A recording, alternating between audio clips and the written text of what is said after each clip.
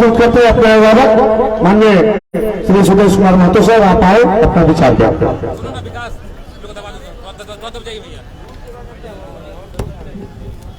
भाई पीछे मत आना।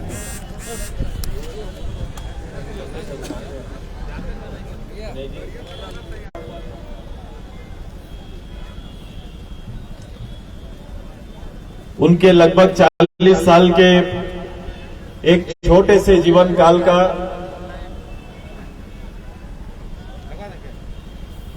एक 120 साल बाद भी झारखंड में जन्म लेने वाला, देश में जन्म लेने वाला किशोर अवस्था और युवा अवस्था के नौजवान पूरा देश और राज्य के सारे सिस्टम, देश के वर्तमान परिप्रेक्ष्य में भी और हालात में भी उनके विचारों को वर्तमान समय के लिए एक आदर्श विचार मानते हैं। आज उसी विचारों को आत्मसात करते हुए इस प्रदेश के हजारों नौजवान अपने प्रदेश के वर्तमान हालात, नौजवानों के हालात और स्थितियों का आकलन करते हुए प्रत्यक्ष रूप से आज के दिन के कुछ घंटे उनको समर्पित करने के लिए अरगोड़ा मैदान से लेकर मोरहाबादी बापू वाटिका तक उठो जागो संकल्प मार्च के लिए आज यहां पर आए हुए हैं। मैं तमाम मंच में मंचासीन अपने समय के संघर्षरत सभी राजनेताओं का, जनप्रतिनिधियों का और कल की शक्ति, कल के भविष्य जो मेरे सामने खड़े हैं, मैं आप सभी का आज के इस समर्पण के लिए तहे दिल से अभिनंदन और स्वागत आप सभी का करता हूं।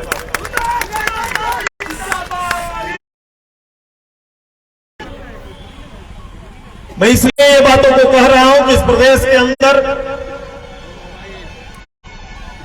ऑल झारखंड स्टूडेंट यूनियन के इस बैनर के तले हमारे संगठन, हमारी पार्टी के छात्र इकाई आज जो वर्तमान में है, ये छात्र इकाई का ये पूरा नाम भारत के इतिहास में दर्ज है। भारत के इतिहास में इस प्रदेश का सबसे बड़ा छात्र आंदोलन अगर कोई हुआ तो ऑल झारखंड स्टूडेंट्स यूनियन के नेतृत्व में हुआ है। आज फिर से वही छात्र इकाई कॉलेज, विश्वविद्यालय से निकलकर गांव में बेरोजगारी की मार झेल रहा नौजवान आज फिर से उसी बैनर को हाथ में लिए एक छात्र इकाई राजसू पार्टी का आज विवेकानंद जयंती के अवसर पर संकल्प लेने के लिए आज फिर से यहां खड़ा हुआ है। नौजवानों की बात हो रही है, नौजवानों की प्रदेश में चर्चा होगी तो प्रदेश के दो बड़े चेहरे इस मंच में है, मैं उनका नाम जरूर लूंगा, आदरणीय एस अली जी का और हमारे मनोज यादव जी का। मैं अपने राजनीतिक कार्यकाल में राज्य सरकार की नीतियों के खिलाफ में संघर्ष करते हुए इनको नजदीक से देखा है। अवस्था निश्चित रूप से आगे निकल गई, पर संकल्प और राज्य के नौजवानों के हितों में इनके लड़ने की मद्दा खत्म नहीं हुई है। मैं चाहूंगा तमाम नौजवान इनके लिए जोरदार ताली बजाएं। देखो, एक विस्तार राजनीतिक परिप्रेक्ष्य में राजनीतिक सोच का होना बहुत जरूरी है। चुनाव आएंगे, चुनाव होते रहेंगे। इस देश के अंदर कभी कभी राज्य में राजनीति करने वाले लोगों को वोट की राजनीति में इतना मशगूल हो जाते हैं कि नौजवानों के हालात का अंदाजा नहीं हो पाता है। और उसी का प्रतिफल है कि लंबे अरसे के बाद विश्वास नौजवानों को लेकर स्थापित राज्य की सरकार नौजवानों के बारे, लोकेलिटी के बारे, स्थानीय के बारे, नियोजन के बारे चर्चा सीधे तौर पर तो कर सकती है, राजनीतिक पटल पर आकर खड़ा कर होकर लोग तो लुभावने बातें, चार लिखी हुई बातें आप पढ़ सकते हैं, लेकिन जब इनको यथार्थ में बदलने की बारी आएगी तो शासन के सारे पदाधिकारी और नेतृत्वकर्ताओं के हालात खराब हो जाते हैं। और आज वही दशा आज है कि आपने कभी भी इन बातों से पीछे, चूंकि आपने व्यक्तिगत रूप से सोचा नहीं, नेतृत्व ने कभी भी इसकी एक मुट्ठी भर समय निकाल के चिंता नहीं की है। आपने अगर सोचा होता तो किसी सरकारी पदाधिकारी बड़े वकील से पूछने की आवश्यकता नहीं होती कि मैं अपने प्रदेश के नौजवानों के लिए रोजगार के अवसर कैसे तैयार करूंगा, उसके लिए मुझे किसी वकील, किसी सरकारी पदाधिकारी की जरूरत नहीं पड़ेगी। एक राजनेता के दिल में यह विषय होना चाहिए। मैं संविधान के शपथ लेता हूं, संविधान के शपथ के साथ आते हैं। राजनीतिक बोध, चिंता और विषयों का ज्ञान एकदम अवश्य होना चाहिए। ऐसा ही राजनेता नेतृत्व कर सकते हैं। और जब भी कभी बड़ा परिवर्तन देश के अंदर या बाहर भी हुआ है, अप्रोच भी हुआ है, तो कहीं ना कहीं संकल्पित नौजवानों के माध्यम से यह संपन्न हो पाया है। मैं आज के दिन बिखरे इस समाज को, बिखरे इस संघर्षशील नौजवानों को इस मंच के माध्यम से आह्वान करने आया हूं। ये बहुत कठिन काम नहीं है, लेकिन ज्यादा जरूरी वहां देखना और झांकना है। झांकना यह है कि राज्य के अंदर जो नौजवान रोजगार चाहते हैं, उनका प्रारंभ स्कूल से होता है। हमारा प्रारंभ स्कूल से होता है। मेरी हारता कहीं ना कहीं मैट्रिक पास और मैट्रिक फेल के रूप में, या 10th पास या 10th पास नहीं, ये योग्यता का आधार होता है। 12th पास या नहीं, योग्यता का आधार होता है। ITI, matric, BA, BSc, commerce में कोई जाए, टेक्निकल में जाए, आप इंजीनियरिंग करेंगे, डिप्लोमा करेंगे, आपका प्रबंधन में जाएंगे, कहीं भी जाएंगे तो डिग्रियां निश्चित रूप से उल्लेखित है। और उसी डिग्रियों के आधार पर आपकी नौकरियां सजाई जाती है, चाहे देश के अंदर, राज्य के अंदर। आपके शारीरिक शक्ति के आधार पर भी आपके लिए रोजगार के अवसर होते हैं। आपकी क्षमता के आधार पर भी रोजगार के अवसर होते हैं। तो कैटेगरी रोजगार के बहुत सारे हो सकते हैं। खेत के अंदर में भी एक अच्छा उद्यमी के रूप में, एक अच्छा किसान के रूप में, एक अच्छा मजदूर के रूप में भी है।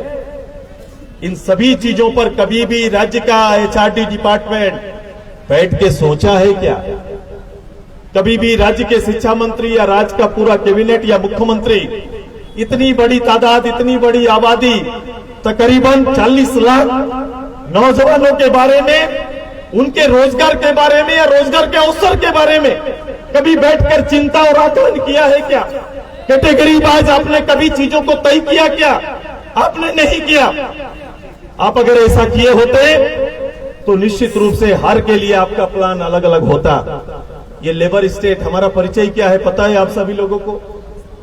आप जो चीज ज्यादा देंगे वही आपका परिचय होगा। हम देश को वर्तमान में देते क्या है? लोग कहते हैं कि खान संपदा पर मेरी भागीदारी ज्यादा है, मैं इस देश को समर्पित करता हूं। निश्चित रूप से ये आपका है, लेकिन उससे भी ज्यादा आप देश को देते हैं, लेबर देते हैं। पूरे भारतवर्ष में कोने कोने पर कहीं भी चले जाइए, हिमालय से लेकर कन्याकुमारी तक, कहीं भी रेजा और कूली का काम करते हुए कोई दिखाई देगा तो 10 में से 3 झारखंडी आपको दिखाई देगा। यही मेरा परिचय बना। ये सच्चाई है, ये छोटू, ये सच्चाई और हकीकत है। अब इसके ऊपर हमें गर्व करना चाहिए कि शर्मसार होना चाहिए? ये दोनों चिंता का विषय है कि मैंने जिसको भेजा उसका कोई डाटा नहीं है गवर्नमेंट के पास।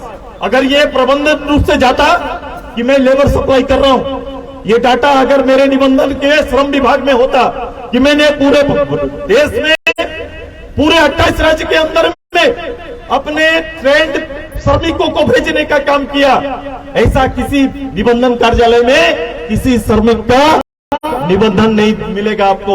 इसी का प्रतिफल है कि देश के बाहर भी और भीतर भी हर दूसरा दिन कोई ना कोई हमारे जैसे नौजवानों का, आपके जैसे नौजवानों का लाश घर पहुंचता है। क्योंकि उसकी कोई सूचना गवर्नमेंट के पास नहीं है, वो अपने किस्मत से जाता है और अपने किस्मत से वापस आता है। यही परिचय हमारा प्रदेश का है और इसी परिचय के साथ आज हमारा देश, पूरा भारत हमारी ओर देखता है। आप दिल्ली में जाइए, मुख्यमंत्री जी दिल्ली में जाइए और दिल्ली में देखिए 1 लाख से ज्यादा लोग अमीरों के घर में सेवा करती हुई दीदी, हमारे झारखंड की कोई गुमला सिमडेगा कुट्टी की कोई ना कोई बेटी उनके घर में काम करते हुए आपको नजर आएगा। यही प्रदेश का सच्चाई है, वही प्रदेश की हकीकत है। अब ये हकीकत लेवल पर मैं आता हूं, पढ़ाई पर जो बच्चे अभी पढ़ाई कर रहे हैं, आप पढ़ाई कर रहे हैं, याद होगा 90 के दशक में मुझे याद है कि भारत के आंकड़े में और झारखंड तब संयुक्त बिहार था। बिहार में रांची यूनिवर्सिटी, अपना हजारीबाग का संत यूनिवर्सिटी, जो यूनिवर्सिटी तब था नहीं, कॉलेज, ये सारा बहुत विख्यात था। पूरा इस जोन के मणिपुर, मिजोरम, सिक्किम के पोस्ट ग्रेजुएट के लिए बच्चे हॉस्टल में आके रहते थे, यहां पढ़ाई करते थे। स्थिति अलग थी। आज आपका देखो, पूरा मैं अभी निकाल के देख रहा था कि अगर पढ़ाई की बात करते हैं, इंजीनियरिंग कॉलेज की बात करें, आईआईटी की बात करें, आईआईएम की बात करें, अच्छे स्कूल कॉलेज की बात करें, तो हम कहां ठहरते हैं? इस पूरे राज्य का रांची विश्वविद्यालय अकेला आज के दिन में, इसका भारत में रैंक क्या है, स्टैंडर्ड क्या है? 219वां रैंक में, 219वां रैंक में इसका जगह है। सीधे भारत सरकार में खोजिएगा रैंक तो वो भी नहीं मिलेगा। बड़ा कष्ट से निकालना पड़ा कि भाई हम कहां हैं, मेरा शिक्षा का स्तर क्या है, मेरा प्रबंधन क्या है, वो देखने को आज आपको मिलेगा। पीआईटी जैसा संस्था 198 रैंक में पहुंच गया, 98 रैंक में है। जितने भी आपके संस्था है, जितने भी कॉलेज हैं, उसका स्तर देखो। जब भी बड़ी प्रतियोगिता में जाएंगे, वो कॉलेज देखते हैं, कॉलेज को मूल्यांकन करते हैं और उसके आधार पर स्टूडेंट को भाव देने का काम करते हैं। प्लेसिंग नाम का जीरो है आपके यहाँ पर। बोल के गवर्नमेंट बुलाती है तो भी कोई नहीं आता है आपके यहाँ पर। आपके यहाँ काम कौन देने आता है? कहीं कपड़ा रखने के लिए, रोजी रोटी देने के लिए, किसी तरह 8,000 का नौकरी देने के लिए आपके यहाँ श्रम मेला लगता है। इससे आगे का कोई कहानी नहीं है। ये सच्चाई प्रदेश का है। और इस सच्चाई के बीच में 3 साल से सरकार रोज नौकरियां बांट रही है कि नहीं बताओ? सवेरे उठो, सुर्खियों में अखबार में देखेंगे आदरणीय शिक्षा मंत्री या मुख्यमंत्री का बिल्कुल से बयान होगा कि शिक्षा में 55,000 लोगों का बहाली होगा, कहीं पर 26,000 लोगों का बहाली होगा, पूरा 1,00,000 लोगों का बहाली करेंगे। पूरा अखबार निकाल के देख लो, अखबार का कोई दोष नहीं। अखबार को जो दिया गया, अखबार ने ढाला। अब ये समय आ गया कि आप अखबार, हम मूल्यांकन करें कि 3 साल से नौकरी की बात करने वाली सरकार 1,000 का आंकड़ा पार नहीं कर पाई है सरकारी नौकरी में। यही हकीकत और यही मेरा भविष्य है, यही सच्चाई और यही भविष्य हमारा है। और इससे आगे दलील की कोई कमी नहीं। अब बताओ, इस रूप से इस प्रदेश का एक बड़ा आबादी आगे जा रहा है और हम बैठकर सारा युद्ध ये आशा में कि कभी नौकरी आएगा और हम पढ़ाई करेंगे। नीचे 1 to 8 का पढ़ाई का देख लो, 9, 10, 11, 12। अभी गवर्नमेंट जिन्होंने 11th की पढ़ाई शुरू कराई, +2 स्कूल खोला, अभी वहां तक पढ़ाई का स्थिति देखो कि किताब तक नहीं बटा है। मार्च में एग्जाम है, सरकार किताब छपा के भी स्टूडेंट को नहीं दे पाई। ये स्थिति है राज्य के अंदर में और रोज दलीलें दी जाती है। आपकी दलीलें चलेंगी। वास्तविकता इस प्रदेश का अच्छा नहीं है। इस प्रदेश के नौजवानों को अपने हित में, अपने प्रदेश के लिए फिर से एक नया उलगुलान करना पड़ेगा, एक लड़ाई लड़नी पड़ेगी, एकता करना पड़ेगा, एकजुट होकर अपने भविष्य के निर्माण के लिए खुद आगे आना पड़ेगा। ये वक्त और समय की मांग है। आज उठो जागो संकल्प रैली उसी का एक माध्यम है, उसी की एक कड़ी है, उसी लड़ाई को आगे बढ़ाने का एक प्रारंभ है। एक काम आज हम लोग ने प्रारंभ किया है, एक लड़ाई प्रारंभ हम लोग करेंगे। आप सहमत हैं सभी लोग इस बात से? सरकारी आश्वासन पर जीना है कि लड़ाई लड़ना है? सरकारी आश्वासन ये तब तक चलेगा जब सरकार चलेगी। इनको 5 साल का ठेका मिला हुआ है। 5 साल तक इंतजार करेंगे कि परिस्थितियों को बदल के रख देंगे, ये आपके ऊपर है। क्या चाहते हैं आप? सरकार का हर निर्णय रोज नौजवानों को ललकारता है, रोज आपको चुनौती दे रहा है। अगर सरकार अपने जेपीएससी या फिर अलग अलग एग्जाम अटेंड करने की जो भी शाखाएं उनका हर नोटिस आपको चुनौती देने का काम कर रहा है। वो ये नहीं जानते गरीब बाप का बेटा किस तरह से अपनी पढ़ाई पूरा करता है, वो पढ़ाई पूरा किस रूप से कर रहा है, पूरा करने के बाद वो अपने माँ बाप का भविष्य उसी पढ़ाई पर छोड़ता है कि किसी तरह से नौकरी होगा तो मैं अपनी बहन का, अपने माँ बाप का बेहतर सेवा कर सकता हूँ, ऐसा सपना लेकर पढ़ने वाला आज गंदी स्थिति में आ गया है। जब उसके सामने अंधकार दिख रहा है, वो तय नहीं कर पा रहा है कि मुझे कहाँ जाना है। कहीं ने एग्जाम कंप्लीट कर लिया, अब उसका रिजल्ट रुक गया नीतियों के कारण। अरे नीतियों की कॉपी मत करो, नियत को साफ करो और नौकरी देने का काम करो, तब जाके ये हो सकता है। होता ही नहीं है, ये गवर्नमेंट से होता ही नहीं है। ये नौजवानों से राजनीति खेल रही है। इनसे तो छोड़ो, यहाँ तो ईमानदारी रखो, इनसे मत खेलो। इनका भविष्य है, यही कल है। आप रहेंगे नहीं रहेंगे, ये कल रहेंगे, यही झारखंड को सजाएंगे, यही भारत निर्माण की कड़ी बनेंगे। आज उनके साथ आप खेल रहे हैं, नीतियों के नाम पर खेल रहे हैं, नीतियों के नाम पर आप इनके साथ दिल लगी कर रहे हैं। अब इससे बाहर निकलकर एकजुट होकर एक बड़ा आंदोलन करने का समय आ गया। मैं प्रोफेसर भरत जी का, इधर ही आना चाहिए ना, मैं अपने नौजवान साथी प्रोफेसर इंकिर मुंडा जी का, हरीश जी का, आ जाओ आप लोग आगे आ जाओ, गौतम जी का आ जाओ, तू लोग जब्बार जी का आ जाओ, सामने आ जाओ आप लोग। इन्हीं का प्रयास है, इन्हीं ने सोचा, इन्होंने तैयार किया, इनके लिए जोरदार ताली इनका बनना है। आगे आ जाओ। ये ऑल झारखंड स्टूडेंट यूनियन के नए पौध है, ये नई कड़ी है, ये भविष्य है और इन्होंने इस पूरे कार्यक्रम का बीड़ा उठाया।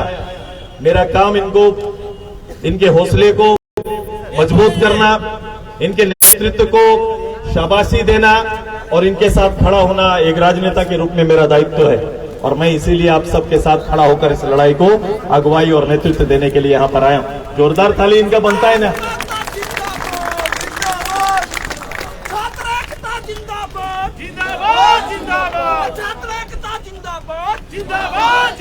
ये आवाज इतना थोड़ी होता है, मैं आता हूं मैदान में तो आवाज पूरा झारखंड, हर गांव सुनना चाहिए कि नहीं?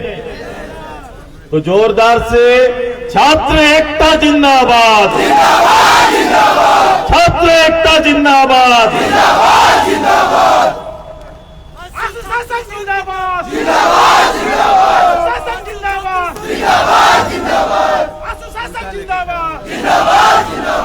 और इधर आ जाइए।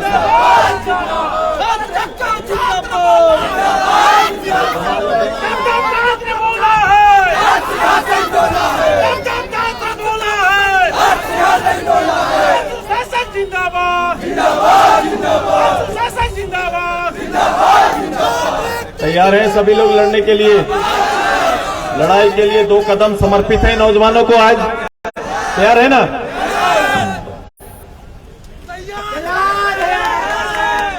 जोर से हिस्सा नहीं है। मेरा मुन्ना बाबू, आप एकदम बहुत अच्छे हैं। चलो रेडी है सबको? रेडी है ना? चलो सब लोग पदयात्रा करेंगे, मैं आपके साथ रहूंगा, ठीक है? तो सबको बहुत बहुत धन्यवाद, बहुत बहुत आभार आप सभी का।